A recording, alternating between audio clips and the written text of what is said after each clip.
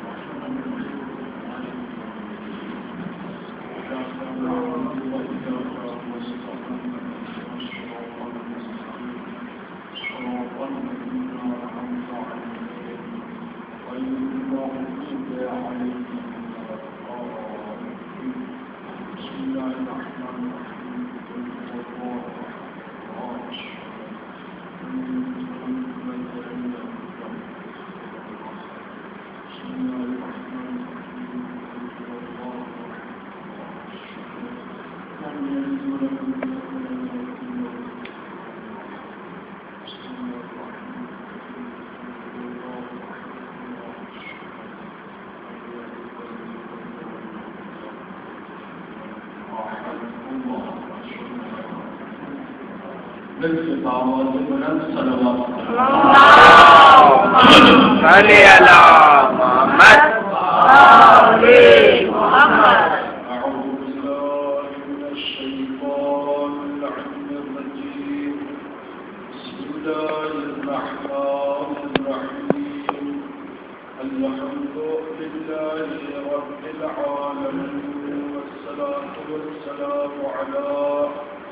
أشرف الأنبياء والمرسلين شفيع المذنبين سيدنا ونبينا وشفيع ذنوبنا وطبيب نفوسنا حبيب إله العالمين أبي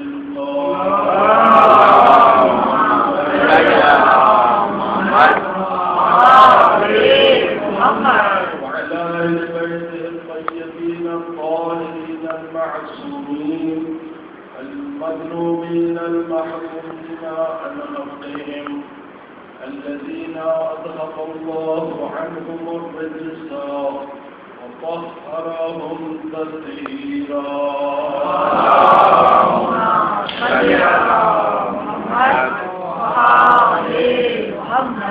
اشرح لي صدري ويسر لي أمري واحلل عقدة من لساني يفقهوا قولي. أما بعد فقد قال الله سبحانه وتبارك وتعالى في كتابه المجيد. بسم الله الرحمن الرحيم.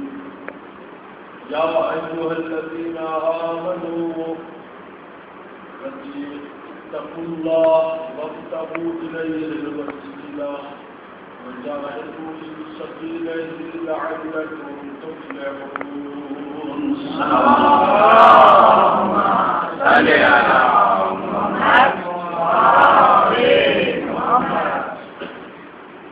سارے ثواب کی منزل کی ہے اور ویسے بھی عبادت کے انجام میں خداوند عالم نے مومنوں کے لیے 3 دروازے کھولے ہیں. ایک کا نام رحمت کا دروازہ ہے، ایک کا نام برکت کا دروازہ ہے، ایک کا نام مغفرت کا دروازہ ہے. یہ تینوں دروازے اس لیے کھول دیے کہ جہاں جس دروازے سے مومن داخل ہوگا کامیاب ہو کر کے جائے گا.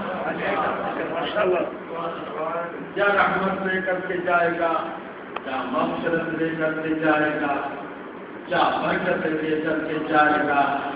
اگر مومن ہے تو برکتیں ہی برکتیں، اگر مومن ہے تو رحمتیں ہی رحمتیں، اور اگر مومن ہے تو پھر گناہ کار ہونے کو عیب نہیں سمجھتا، گناہ کرنے کو عیب سمجھتا ہے.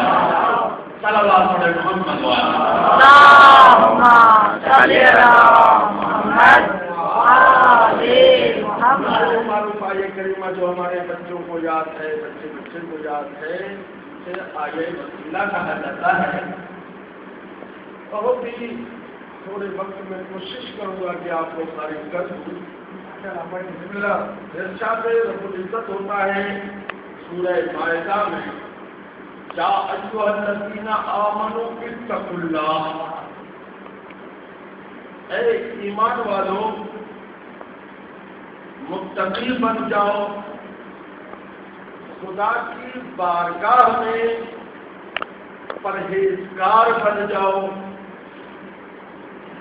وابتغوا الیہ الوسیلہ، خدا تک پہنچنے کے لیے کوئی وسیلہ تلاش کرو، وجاہدوا فی سبیلہ، اللہ کی راہ میں جہاد کرو۔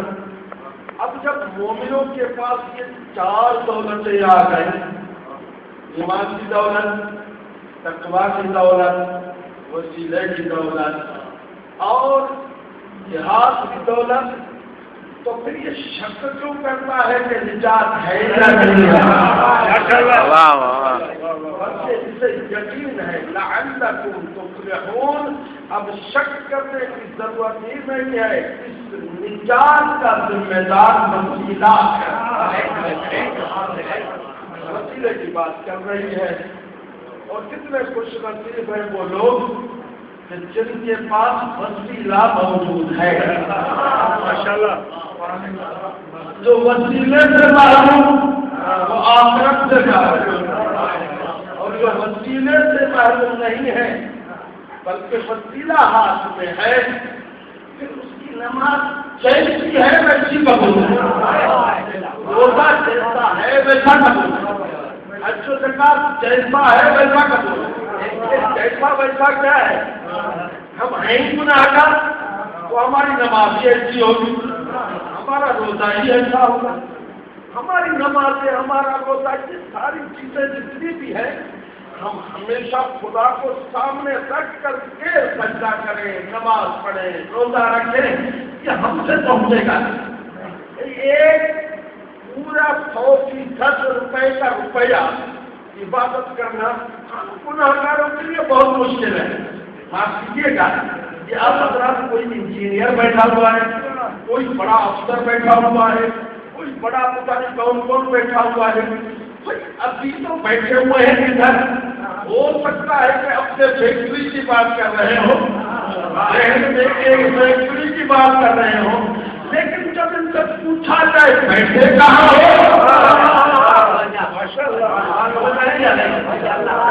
پوچھا جائے کہ بیٹھے کہاں ہو، بس یہی اگر یہ کہہ رہے کہ ہم مولا کی مجلس میں بیٹھے ہیں، کہیں کی عبادت ہے۔ صلوات محمد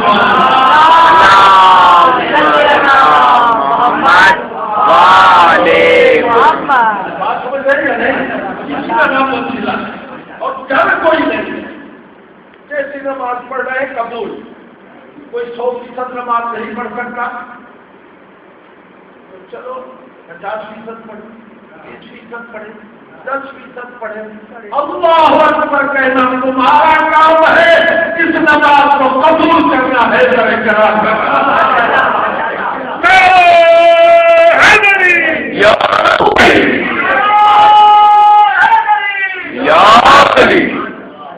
کا ہونا ضروری ہے، وسیلے کے بغیر کوئی چیز ہی نہیں ہے۔ اچھا انہوں نے کہا قرآن کا بھی، ہم نے کہا ٹھیک ہے، قرآن بھی تو وسیلہ ہوا ہے۔ اب اگر قرآن کو وسیلہ مانے اور قرآن کی بات بسملہ کے نقطے کو وسیلہ نہ مانے،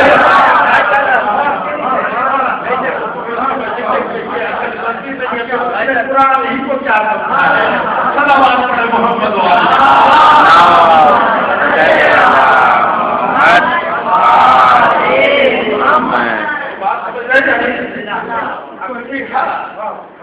قرآن مجید ہمارے لیے آئین ہے، لیکن عجیب بات یہ ہے، توجہ چاہتا ہوں کہ اگر پورا گھر، اس کو پھر بیان کر رہا ہوں جناب، ہاں لیکن اس کو ذرا کھول کر کے بیان کر رہا ہوں۔ ایک گھر ہوتا ہے، اس کا دروازہ ہوتا ہے، اس کی چابی ہوتی ہے، تالا لگا ہوتا ہے، اس کی چابی ہوتی ہے ایک. گھر کے افراد ہے 10. کوئی کہیں جا رہا ہے، کوئی کہیں جا رہا ہے، کوئی کہیں جا رہا ہے، کوئی کہیں جا رہا ہے. کوئی کسی وقت آئے گا، کسی وقت آئے گا، کوئی کسی وقت آئے گا. ٹھیک ہے یا نہیں؟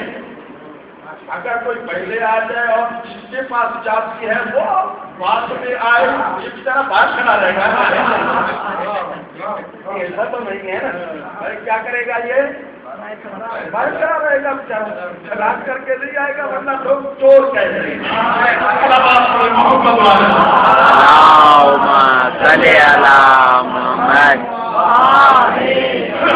ٹھیک ہے ورنہ لوگ اسے چور کہتے ہیں. یا تو یہ باہر کھڑا رہے گا. اب اس کا طریقہ کار کیا ہے؟ آپ انجینئر سکھائے بات ہے، یا تو جتنے آدمی ہیں اتنی ہی چابیاں بناؤ، اور یا پھر ایک ہی چابی سے کام لینا ہے تو پھر ایسا کرو، ایسی جگہ پہ اس کو رکھ دو کہ سب کو پتا چلا فلاں جگہ پہ یہ چابی پڑی ہوئی ہے.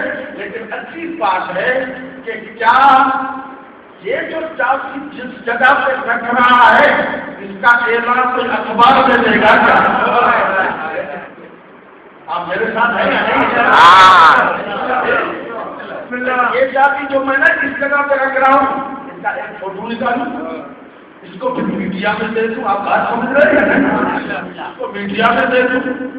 ارے بابا کتنا ہی مشہور کرنا ہے تو پھر چھپانے کی کیا ضرورت ہے؟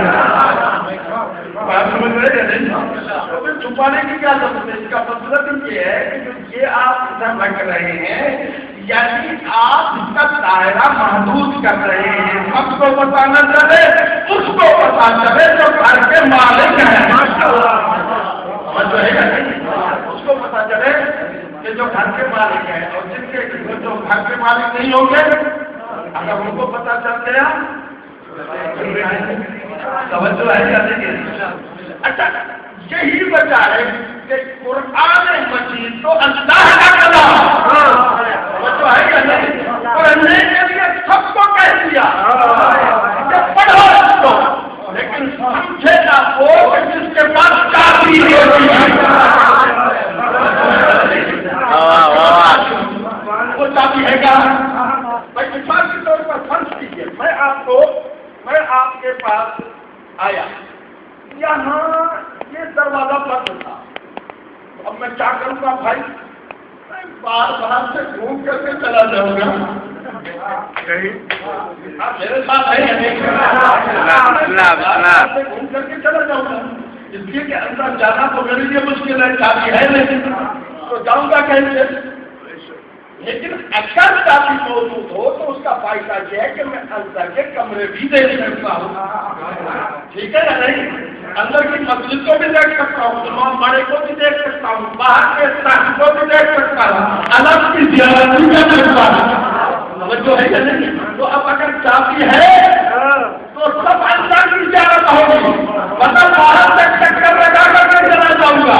اور قرآن سمجھنے کی اگر چابی ہے تو اندر بھی گئے ہیں، اگر چابی نہیں ہے تو یہ سارے کے سارے باہر سے چکر لگا کر کے چلے گئے.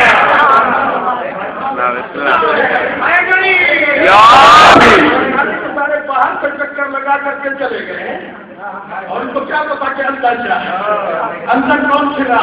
اور یہی وجہ ہے کہ اس چابی کا اعلان تو ہوا، لیکن اعلان ایسے ہوا ہے کہ محدود لوگوں کو پتا چلا، اکثریت کو پتا نہیں چلا. بات سمجھتے ہیں یا نہیں؟ اکثریت سمجھتے ہیں یا نہیں؟ آپ ہمارے حصے تک نہیں پہنچتے. میں نے جب کہا کہ بھائی محدود لوگوں کو پتا چلا اور اکثریت کو پتا نہ چلا، تو جو اکثریت کو پتا نہ چلا اس اکثریت میں ہونے کا کیا فائدہ ہے؟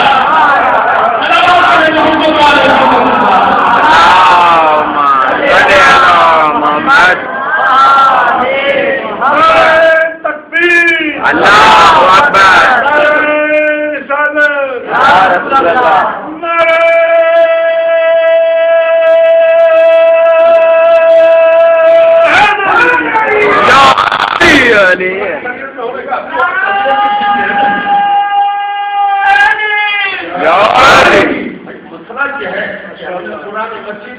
آتی بلا خدم میں متقین یہ متقین سے بھی حق ہے اب جس چاہتی تو ہو تو ہدایت لے چاہتی نہیں ہوتی تو ہدایت کہاں سے لے وہ چاہتی ہے کیا توجہ چاہتا ہوں کہاں نہ کرنے یہ چاہتی ہے کیا جناب حضرت سلمان فارسی جناب رسول خدا کے پاس ہے بلکہ ابن عباس جناب رسول جناب علی کے پاس ہے ساری رات بیٹھ کر کے بسم اللہ اور الحمدللہ کی تعریف اور تفسیر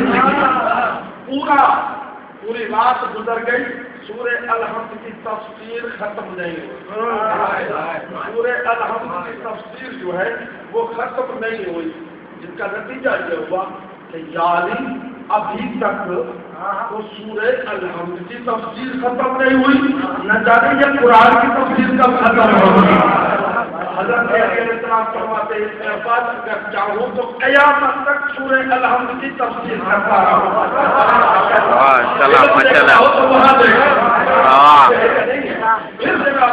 حضرت علی علیہ السلام فرماتے ہیں ابن عباس کہتے ہیں کہ علی علیہ السلام نے فرمایا پورے قرآن مجید کا نچوڑ سورہ الحمد ہے سورہ الحمد کا نچوڑ بسم اللہ الرحمن الرحیم ہے بسم اللہ الرحمن الرحیم کا نچوڑ بائے بسم اللہ بائے بسم اللہ کا نچوڑ وہ نقطہ ہے جو باں کے نیچے ہے اگر نقطہ ہوتا ہے اس باں کے نیچے نقطے کا نام ہے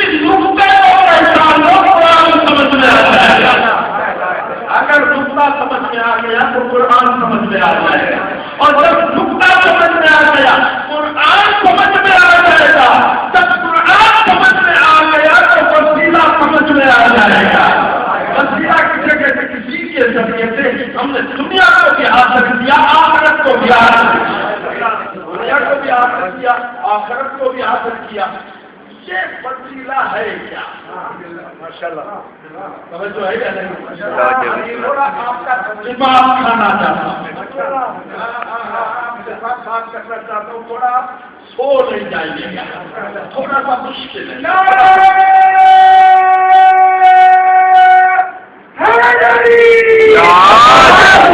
یہ وسیلہ ہے کیا توجہ یہ وسیلہ ہے کیا میں کبھی نہ سمجھتا وسیلے کو اگر وارث سے قرآن کے دروازے پہ نہ جاتا یہ وسیلہ سمجھ میں نہ وارث سے قرآن کے پاس جاؤ وسیلہ سمجھ میں آ جائے گا حضرت علی علیہ السلام کے پاس گیا صلوات پڑھے